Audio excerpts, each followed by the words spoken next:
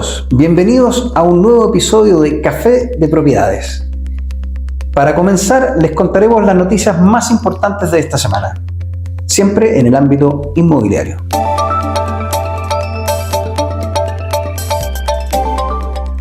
El déficit habitacional es un iceberg que tiene una gran base que no se ve y una punta que son los campamentos. A partir del estudio de Núcleo Milenio Migra, se evaluó el impacto que tuvo el efecto migratorio en Chile. Esto, junto con el alza de los precios de los arriendos, ha llevado que el 60% del crecimiento de la población que habita en campamentos se explica por la llegada de hogares de inmigrantes. Solo el resto, es decir, el 40%, son chilenos. Relacionado con esta misma noticia, vemos que el Ministerio de Vivienda y Urbanismo aún no ha dado fecha para el primer subsidio DS1. Esto no es una buena noticia, porque justamente las personas que necesitan su hogar con tanta urgencia no saben en qué momento tienen que postular. Este beneficio, el DS1, otorga hasta 600 UF para el subsidio a la vivienda. En otra noticia, Álvaro Sayé pone nuevamente en venta su departamento en Nueva York, pero esta vez le baja el precio.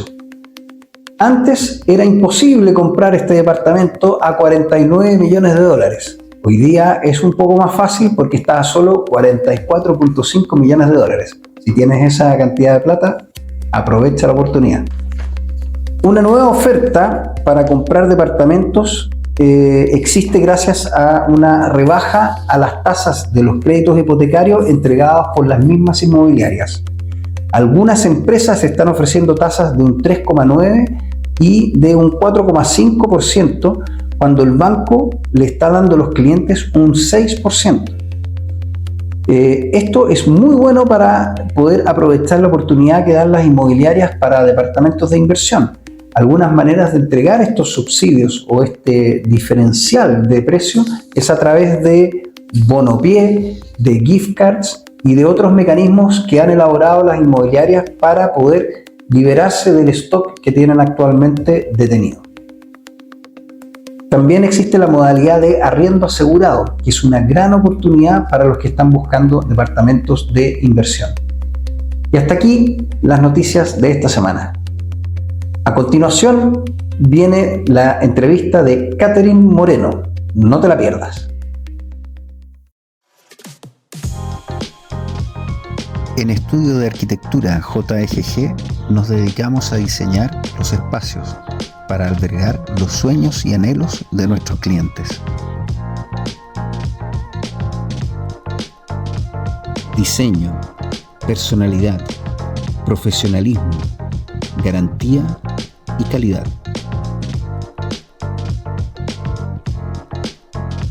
Si tienes una idea o proyecto para habilitar o remodelar tu oficina, ponte en contacto con nosotros.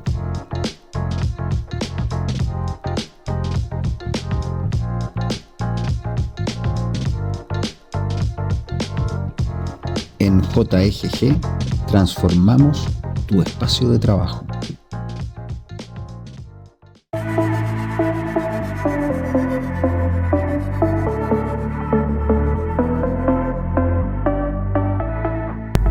Hola, ¿qué tal? Aquí estamos hoy con Catherine Moreno, abogada especialista en temas inmobiliarios. En el capítulo de hoy vamos a hablar de firmes y protegidos, entendiendo los contratos de arriendo. Y para eso tenemos a Catherine. Muchas gracias. Hola, ¿cómo estás? Bien, ¿y tú? Bien, también. Y bueno, Catherine, para empezar nuestra entrevista, ¿podrías contarnos un poco sobre tu experiencia, cuál es tu background respecto al derecho inmobiliario, para que conozcan nuestros auditores? Bueno, llevo más de 10 años trabajando en el área inmobiliaria. Empecé desde muy chica, desde la universidad, procurando, y ahí empecé a trabajar en una corredora de propiedades. Entonces siempre me gustó, yo estudié en la Adolfo entonces siempre me gustó el derecho privado, más que litigar o cualquier otra cosa. Y luego de salir de la universidad empecé a trabajar directamente en el área que yo ya tenía experiencia, que era las propiedades. Ahí tuve durante 10 años en una inmobiliaria, crecí junto a la inmobiliaria, así que ahí saqué todas las experiencias que podíamos tener en relación a las propiedades. Y hace 4 años que fundé mi consultora dedicada a servir materias y a ver materias legales y comerciales en relación a la venta inmobiliaria. ¿Venta y arriendo también? Venta, arriendo, y dentro del área legal todo lo que tenga que ver, los problemas que tengan que ver con propiedades. Y cuéntanos, porque el capítulo que estamos viendo ahora está enfocado principalmente a los arriendos. Tanto queremos darle consejo tanto a los arrendatarios como a los arrendadores. Claro. Entonces, dentro de ese contexto del tema de los arriendos y específicamente los arriendos residenciales, ¿cuáles crees tú que serían los elementos claves que los propietarios deben incluir en un contrato para garantizar una relación armoniosa entre el dueño de la propiedad y los inquilinos de la propiedad? Bueno, siempre les digo a mis clientes que se fijen que los contratos estén bien especificados, el plazo, ¿ya? La forma de cómo se paga la renta, las garantías y también las obligaciones de ambos, de tanto de los propietarios como de los arrendatarios. Cuando están bien definidas las obligaciones, entonces hay poco margen como de discrepancia, porque está todo en el contrato. O sea, el contrato es ley para las partes. Por lo tanto, si es que lo que abunda no daña, mientras más específico es un contrato en relación a las obligaciones que yo tengo como arrendador o que tú tienes como arrendatario, entonces no cabe duda como para error. Y en el caso de las propiedades comerciales, ¿hay algunas cláusulas que sean más particulares para las comerciales que para las residenciales? ¿O podemos decir que todo...? En las comerciales, más que nada, el plazo es mucho más largo, mucho más extenso. Yo diría que poner como bien un harto ojo ahí en las propiedades comerciales. Por ejemplo, hubo harto incumplimiento como por los arrendatarios en el periodo de pandemia. Sí. Porque firmaron un contrato a largo plazo. Generalmente los contratos comerciales son a 5 años, los educacionales son a 8, porque te lo exigen el ministerio. Entonces, ser arrendatario de un local comercial, sí o sí nos tenemos que fijar que el uso de suelo sea comercial, que nos permita obviamente tramitar las patentes, el comercio, exactamente, patentes municipales o resolución municipal, o sea, resolución ministerial, si es que el negocio así lo exige, siendo que esa no es la obligación del arrendador, ¿ya? No es la obligación del dueño de la propiedad como tramitar esos permisos municipales. Eso es del negocio propiamente. O sea, sería responsabilidad del que arrienda asegurarse que se pueda desarrollar el giro del comercio que uno quiere desarrollar. Sí, así es. Y en caso de que se pueda y la patente no esté tramitada, sería responsabilidad del arrendatario tramitar ese, para que el negocio pueda, esa patente, exactamente, para que el negocio pueda funcionar ahí con todos los permisos y que no esté clausurado, porque si es que se clausura y se cierra, el negocio igual no tiene que cumplir con la obligación del arriendo. Claro. Oye, y en el caso de los arriendos por temporada, ahora que estamos en verano, uno de los temas que hemos estado viendo nosotros, ¿qué pasa con los contratos temporales? No existe. No existe. Son muy poco conocidos acá en Chile los contratos temporales, porque los contratos, o sea, básicamente todos estos contratos se suplen con las aplicaciones de Airbnb, sí. Los Booking. En general, estas aplicaciones protegen a la persona que está, protegen a ellos como intermediarios, por supuesto, como marketplace de propiedades, y también protegen en temas de reserva, un poco más comercial, pero no protegen como un arriendo propiamente tal. O sea, el propietario del dueño de la propiedad no queda totalmente protegido. No, para nada.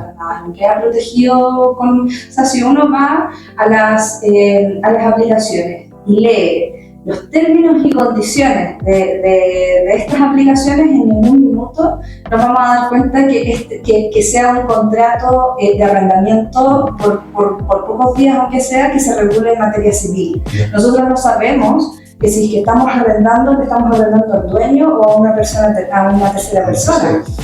Entonces, por eso es que es súper importante regular, aunque sea por pocos días, regular estos arriendos temporales a través de un contrato. Pero hoy día no están regulados por ley. ¿Pero eso tú lo podrías regular con un contrato? Sí, por supuesto. Si el contrato de arriendo no está sometido a un tiempo determinado. Lo que pasa es que es más engorroso, puede ser como más trámite. Puede ser que porque en estas cosas de arriendos temporales va la rapidez. Yo arriendo, reservo, me voy y después me voy. Entonces no tengo tiempo como para firmar contrato. Entonces la logística que hay ahí para poder firmar un contrato que realmente proteja, lo tiene que ver el propietario, ¿ya? Porque el riesgo al que se expone es mucho mayor que estar ordenando la logística de un contrato. Sí, interesante. Oye, y hablando más en general, en todo tipo de contrato de arriendo, ¿cuáles son los principales errores legales que cometen los propietarios? ¿O cuáles has visto tú que con más frecuencia al redactar estos contratos por parte del propietario sin una asesoría legal como la tuya, ¿con qué tipo de errores te encuentras? Principalmente descargan formatos por internet que son muy pobres, ¿ya? Que son generales, que no están adaptados a la realidad de la propiedad. Por lo tanto, hay muchas cláusulas que pueden faltar. Por ejemplo, si es que una propiedad, es un departamento o una casa que está acogido a la copropiedad inmobiliaria, tiene que respetar los reglamentos de copropiedad. Después se encuentran con los datos comunes o con un montón de reglas que se da por conocido. Entonces, en realidad, la mayoría de los errores que se han repetido han sido justamente el tema de las obligaciones. ¿Me entiendes? Entonces, las obligaciones que no están suscritas en el contrato. Lo otro, el aval. Los avales no revisan muy bien los antecedentes de los arrendatarios o de los avales. Hoy día lo que yo les asesoro a los clientes en la gran mayoría, ojalá que pudieran tener un aval o un arrendatario con patrimonio. Con patrimonio aparte, o sea, o con una casa aparte, o con un auto aparte. ¿Por qué? Porque es en el caso de incumplimiento, ¿dónde vamos a hacer cumplir esa obligación? Claro. Oye, y hablando de las cláusulas justamente de término de contrato, cuando ya la persona que está arrendando se quiere ir, o cuando el dueño de la propiedad quiere que la persona que la está arrendando se vaya por el motivo que sea. ¿Cómo podríamos, o cuáles serían los consejos que se podría dar a los dueños de las propiedades para poner en las cláusulas del contrato, o qué cosas debería prever el propietario al momento de prepararse para que un arrendatario salga de su propiedad? Primero que todo, la cláusula de garantía. Pedir una garantía que sea suficiente en relación a los daños habituales que pueda tener una propiedad de uso, digamos, a pintura, etc. O sea, si nosotros vamos a pensar eventuales daños, probablemente vamos a pedir una garantía que no lo van a pagar. Claro. ¿Ya? O sea, daño razonable. Claro, daño razonable, exactamente, y por el buen vivir, digamos. Ya, una cláusula de término de contrato bien redactada, que se entienda cuáles son los plazos de notificación, cómo se tiene que notificar, cómo actúa o cómo tiene que actuar el propietario en caso de la notificación, cómo se da por notificado, ¿me entiendes? Sí. Entonces, eso en esas, yo creo que esas son como las formas más importantes o la forma de redacción de estas cláusulas, ser lo más clara posible, casi como un instructivo o una receta. ¿Ya? O sea, primero tú, si quieres notificarme o si te quieres ir, tienes con 30 días, hacer esto otro, tienes que esperar la respuesta del arrendador, ¿me entiendes? Entonces, como que casi ser una instrucción de qué es lo que tiene paso a paso. Un punteo, claro. ¿Y qué pasa en el tema cuando hay disputas en esto? O sea, cuando no se quieren ir o no se no quieren quieren ir, llegar. Claro. Yo creo que antes de hacerme esa pregunta, la disputa generalmente es porque la persona no se quiere ir. No creo que no se me ocurre otra razón. O porque no se quiere ir o porque no paga. Porque no tiene para pagar. También es otra forma. Bueno, ahí se debería ir, pero no quiere. Pero no quiere entregar. Sí. Claro, lo primero que uno tiene que hacer en caso de incumplimiento es llegar a acuerdo, es conversar con la persona, o sea, es lo primero. Hay un aforismo en derecho que se llama más vale un mal acuerdo que un buen juicio, sí. Y es porque generalmente los juicios son mucho más largos y mucho más caros que un acuerdo, sí. ¿Ya? Cuando no se puede llegar a acuerdo porque las partes no quieren renunciar, o porque no quieren ceder, o porque no llegamos nomás, entonces ahí claramente tienes que entrar a ver la vía judicial. O sea, lamentablemente es como el camino como para poder llegarlo. Y ahora para resguardo del propietario, básicamente lo que te lleva a un buen término de juicio es que tú tengas un buen contrato. Claro, o sea, cumplir con toda exactamente, cumplir con toda la exigencia que pide hoy día la ley para poder demandar efectivamente un término de contrato.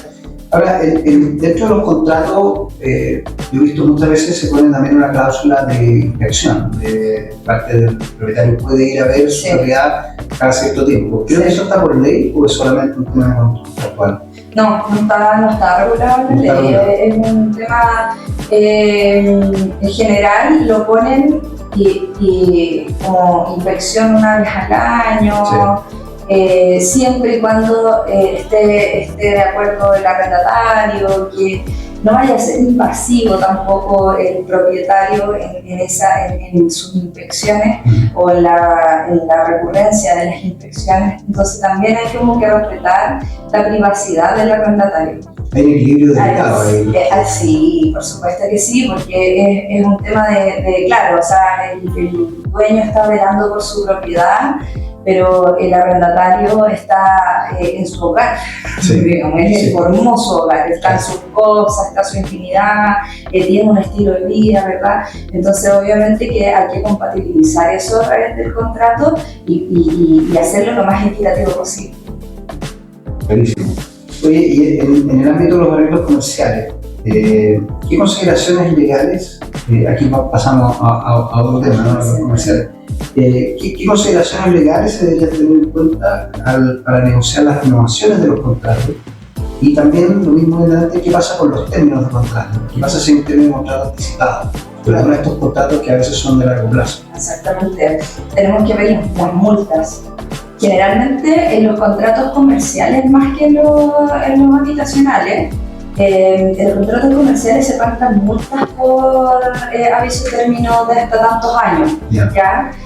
Como son de largo plazo, por lo tanto el dueño, el dueño de la propiedad, el arrendador, se proyecta largo plazo teniendo un ingreso recurrente y el negocio también. Pero ¿qué pasa cuando el negocio no va? ¿Ya? Entonces hay multas asociadas a esos términos anticipados y que las multas también están en ambos sentidos, o sea, no se puede poner una multa al arrendatario por haberlo terminado antes, sino que también al arrendador por notificar antes, por ejemplo, el término del contrato, porque perjudica directamente el negocio, el ingreso de la empresa también. Entonces, consideraciones legales, yo diría que en realidad ver el tema de las multas, ver el tema de los plazos, proyectarse legalmente con la empresa, o sea, si que la empresa realmente da como para, o la proyección de la empresa da como para poder mantener un contrato de arriendo a largo plazo con esas características y con ese monto, porque generalmente también los contratos comerciales se fijan en muestras. ¿Y los montos de multa están en relación al canon de arriendo? Sí, Sí, son X canon de arriendo. Sí, puede ser un canon de arriendo más que se puede cubrir como con la garantía o aparte de la garantía, porque estas multas son como son penas anticipadas, una evaluación, entonces, y la garantía viene a cubrir otra cosa. Entonces, claro, no vamos a mezclar las cosas. Esta multa es por incumplimiento de no haber respetado el contrato del plazo del contrato. Entonces, interesante. Oye, mira, hablamos un poco anteriormente sobre los arrendos temporales y quería volver un poco a ese punto. Fuera de cámara, tú mencionabas que ustedes han trabajado sobre un sistema, o no te entendí si era una plataforma o un tipo de contrato. Claro.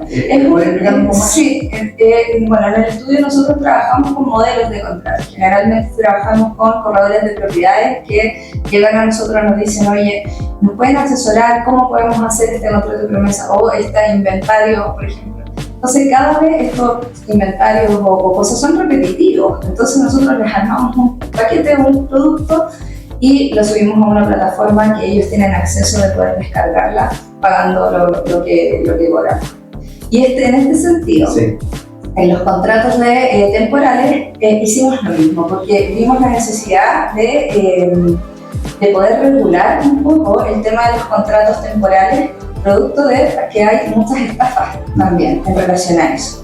Que sobre todo no en estas plataformas donde yo te decía que se cubren bien bajo estos términos de condiciones, pero sí, por ejemplo, con Facebook o con Yapo o Mercado Libre o cualquier cosa que uno pueda llegar y subir y publicar la propiedad, entonces se forman muchas estafas. Primero, sabemos que los contratos temporales son temporales, entonces, por lo tanto, tienen cláusulas específicas en donde si es que por ejemplo vamos a arrendar con muebles, entonces hay un inventario también anexo a este contrato y la gente lo puede subir a la plataforma y lo puede descargar por ellos mismos, llenar los datos en relación a la propiedad que está arrendando y así asegurarse también de que las personas que vayan a ocupar la propiedad vayan a cumplir con las cosas que digan.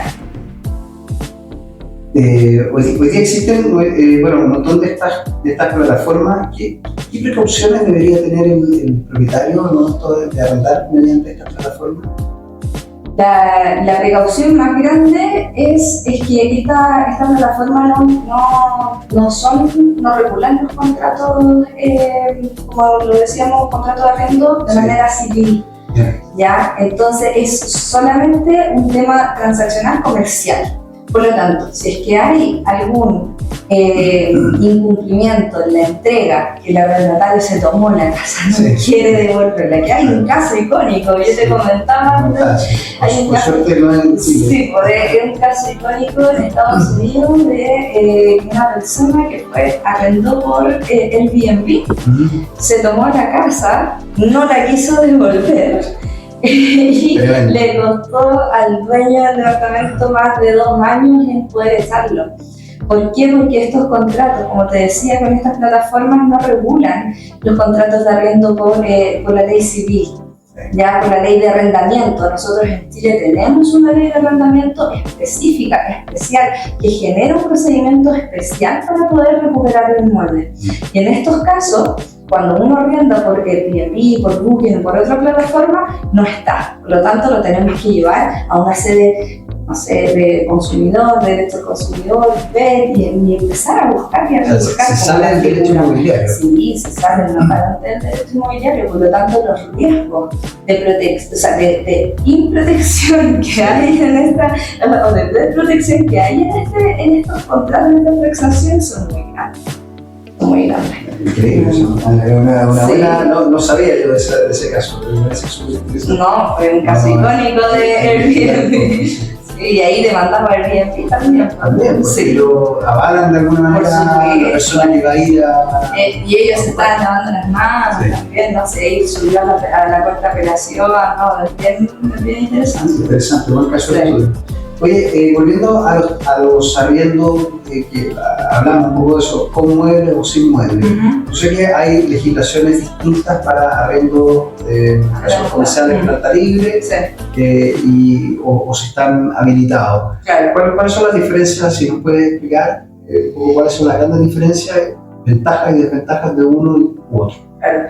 Más que nada, cuando arriendan un inmueble que está desocupado, sin mobiliario, Sí. El canon de arriendo es neto, o sea, es más un tema tributario, por temas de impuestos. No tributa. No tributa, no está, desocupado. exactamente, o sea, arrendar una propiedad no está grabado con impuestos. ¿Eso rige para comercial y residencial? Eso rige para comercial y para residencial, no es lo mismo. Y si es que el dueño es una empresa o es una persona natural, es lo mismo, ¿ya? Porque el hecho grabado acá es la propiedad, es el arriendo de bienes inmuebles, de propiedades, con muebles, con mobiliario. Claro. Por lo tanto, cuando se arrienda una propiedad con muebles, se tiene que agregar el IVA. Tienen que pagar y tienen que declarar mensualmente el IVA. No así cuando arriendas sin muebles. ¿Y eso hay una razón de fondo detrás de que es así? No, es la ley y es porque está el hecho grabado, o sea, es por lo que te explicaba. Cuando la ley de IVA, por ejemplo, o cuando la ley graba algo con un impuesto, sí, graba un hecho. Y en este caso, el hecho grabado es el inmueble, la propiedad con muebles. ¿Ya? Entonces, eso es lo que se está... El inmueble sin muebles no queda grabado. No queda grabado de IVA. Lo que sí, y hay que tener cuidado, porque tengo clientes que tienen hartos arriendos, o sea, tienen hartas propiedades con arriendo, y me dicen, oye, tengo que pagar IVA. No tienes que pagar IVA si es que tú los arrendaste sin muebles. ¿Ya? Eso es importante. ¿Ya? Y si tú lo arrendaste con muebles, tienes que iniciar actividades de primera categoría en el Servicio de Impuestos Internos y declarar el 29 todos los meses, ¿ya? Pero si no. Lo que tienes que pagar y lo que tienes que declarar, sí, son los arriendos, pero eso es otro impuesto. Claro, es el impuesto a la renta, el impuesto al ingreso que me retribuye. Claro, no es el IVA, exactamente. Oye, Catherine, y para propietarios primerizos que están entrando en el mundo de la compra de inmuebles para el arriendo, para generar un ingreso, ¿cuáles son los aspectos legales más importantes que deben tener en cuenta desde el principio? Para partir, si tú quieres entrar en el mundo del arriendo inmobiliario. Mira, lo primero, como siempre, asesorarse. Sí. Asesorarse bien. Asesorarse contigo. Sí, asesorarse con una experta, o sea, si no es conmigo, con alguien experto en derecho inmobiliario, porque nosotros, los abogados, nos podemos dedicar a un montón de cosas. Claro. ¿Ya? Entonces, si tú me preguntáis penal, yo no tengo idea. ¿Ya? Entonces, pero con alguien que se especializa en derecho inmobiliario, ¿por qué? Porque ahí puedes ver todos los eventuales riesgos que puede tener el tema del arriendo. Buscar clientes o los potenciales arrendatarios, hacer un buen estudio de los potenciales arrendatarios. Ojalá que tengan referencias. He visto ahora que están pidiendo referencias así de antiguos arrendatarios, o sea, de antiguos arriendos. Sí. Exactamente. Entonces, es súper importante tener un buen currículum arrendador, sí. Arrendatario. Sí. Entonces, ver las cláusulas determinar las cláusulas del contrato, ser lo más claro posible y obviamente pedir las garantías también. Garantías que exige la ley. Bueno, Catherine, quiero agradecerte haberte acercado hasta nuestro estudio para esta entrevista. Ha sido súper interesante, creo que hemos aprendido hartas cosas. ¿Dónde te podemos ubicar? Dinos aquí en cámara, ¿dónde podemos ubicarte si necesitamos una asesoría legal?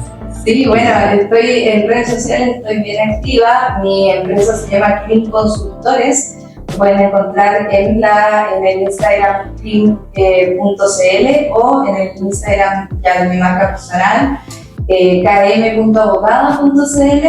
Ahí estamos nosotros compartiendo harta información en relación a transacciones, ya sea compraventas, arriendos, etc. Ahí está el enlace directo para poder agendar una asesoría conmigo o para poder hablarme en WhatsApp también. Así es. Bueno, yo digo de primera fuente, hemos trabajado en altos proyectos con la Katy y siempre nos ha entregado un resultado excelente y muy profesional. Muchas gracias. Aconsejo que se acerquen a ella los que lo necesiten. Muchas gracias. Muchas gracias por la invitación. Muchas gracias. Chao, chao.